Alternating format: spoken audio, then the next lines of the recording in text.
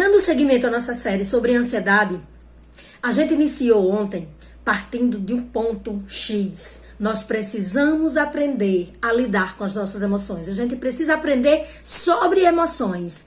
Por quê? Porque na escola a gente aprende sobre tudo. A gente aprende sobre o MDC, sobre o MMC, sobre frações, sobre números decimais, sobre gramática, sobre redação, sobre história do Brasil, sobre história do mundo. A gente aprende sobre tudo, menos sobre como lidar com a gente, né? Então, da mesma maneira que eu treinei a vida toda, se você quer trabalhar, eu sonhava em trabalhar, né? Em ter o meu próprio emprego. Eu sonhava com isso. O que eu fiz?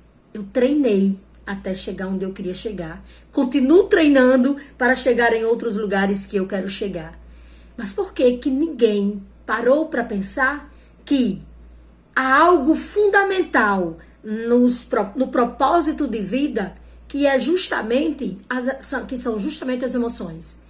Por que o mundo está doente? Por que a depressão hoje uma das doenças que mais afeta, né, o brasileiro, que afeta o mundo inteiro? Por que a ansiedade está aí apontando também como um problema absurdo? E várias outras doenças emocionais, né? Distúrbios emocionais que vêm aí dificultando a vida das pessoas, porque precisa treinar as emoções, precisa treinar a mente para trabalhar. Então, o aprendizado é necessário. Então, você tem que entender como é que você funciona, como é que você aprende. Se você gosta de ler, vai para a leitura. Se você aprende melhor com aula, faz cursos. Faz mentoria com pessoas que tenham experiência, que vão lhe guiar nesse caminho. Faz terapia também, porque há situações que só a terapia vai funcionar. Mas há situações em que você se capacitando, você pode aprender, porque mesmo na terapia você vai precisar ter o aprendizado sobre as emoções. Então, como nós vimos ontem, o medo é uma emoção natural da pessoa. Como a tristeza é uma emoção natural de todo ser humano. E elas em si não são negativas. O que eu tenho que entender é a partir de que ponto essas emoções elas passam a ser negativas, para que eu possa compreender como é que meu cérebro funciona. E hoje a neurociência nos mostra que o cérebro, né, ele tem plasticidade. A neurociência chama de a plasticidade do cérebro. Por quê? Porque o nosso cérebro ele vai se adequando a novos padrões de pensamento. Então, da infância e até mesmo com base no nosso temperamento, porque cada um de nós temos um temperamento predominante, e a depender do seu temperamento, você está predisposto a ser mais triste, a se isolar, a ficar mais a ser mais introspectivo. E isso acaba criando padrões de pensamento também, porque essas pessoas que são predispostas a serem mais tristes, né, elas desenvolvem aí um pensamento mais pessimista. E aí eu preciso compreender isso. Por quê? Porque chega justamente no ponto, né? Quando eu conheço, quando eu tomo conhecimento, quando eu aprendo sobre isso, aí eu sei do ponto que eu estou para sair dele. Por quê? Porque essa dor, essa tristeza, essa ansiedade, essa palpitação no peito, esse medo, esse tremor nas pernas, esse cansaço terrível, tudo isso precisa ser validado. Não adianta fingir que eu não estou com este problema, fingir para as pessoas que eu estou bem, porque isso não vai resolver. Eu passei anos fazendo isso e não resolveu. Validar o que você sente é necessário. É necessário que você acolha a sua tristeza, é necessário que você acolha a sua ansiedade, é necessário que você acolha a sua raiva. É preciso, Carl Roger diz que é preciso habitar a dor para poder sair dela. Então é preciso acolher essa dor. É preciso você ter a percepção disso. Só quando eu disse, caramba, eu tô doente, eu preciso de ajuda. Quando eu percebi isso, que aquilo era uma doença, porque eu inventava 1000 coisas na minha cabeça para não assumir que eu estava com depressão, para não assumir que eu tinha ansiedade, para não assumir que eu tinha síndrome do pânico. Eu me enganava. Só quando, a partir do momento que eu habitei a dor, foi que eu consegui sair dela. Não sou eu que estou dizendo, né? Então, a psicologia, ela mostra, Carl Roger disse, é preciso habitar a dor para que a gente possa sair dela.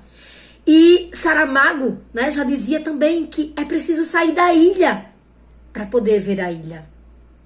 Então, Para sair, eu precisei estar na ilha. É como a dor. Para sair da dor, eu preciso habitar a dor. Entende? Então você precisa acolher essa dor, você precisa acolher essa tristeza. É preciso ter consciência que você está triste e identificar o que está causando essa tristeza. E aí amanhã eu trago outro ponto prático para você colocar em prática, para você vivenciar isso. Mas hoje eu preciso que você entenda que é necessário validar essa dor, mas também eu não posso ficar nela. Eu preciso validá-la para que eu acolha aquilo que eu estou sentindo, mas que eu não me afunde. É preciso conhecer aquilo que eu estou passando, porque a tristeza, por exemplo, a ansiedade que causa palpitação, que causa tremor nas pernas, que causa... A gente começa a se isolar, começa a ter medo de estar entre as pessoas, porque vai sentir aquilo, vai passar mal, vai desmaiar. E aí o que é que eu faço? Eu me isolo. Eu me escondo. A tristeza também. E aí eu fico imersa naquela tristeza. Eu passo a ouvir só músicas melancólicas que alimentam mais ainda a minha tristeza. Eu passo a dizer não para todos os convites que eu recebo. E eu passo a olhar o mundo de uma forma cinza, acinzentada, que nada mais vai fazer sentido. Aí eu preciso ter consciência de que se eu estou habitando nela e eu preciso sair dela, eu preciso saber o que eu preciso fazer. Ninguém vai me tirar de lá se eu mesma não for. Se eu mesma não quiser sair.